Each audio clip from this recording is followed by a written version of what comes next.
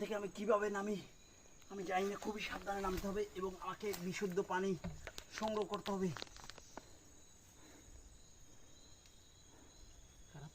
বন্ধ হয়ে যাবে, কিন্তু পানি সংগ্রহ করতে হবে।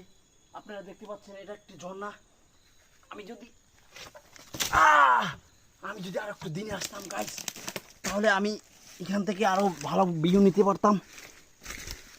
আমার এখানে আসতেছি এরকম একটা মনোদৃশ্যকর ভিডিও। আমি এই ছড়া দিয়ে চলে যাব। আমি পানি সংগ্রহ করতে হবে আমার। খুবই ভয়াবহ।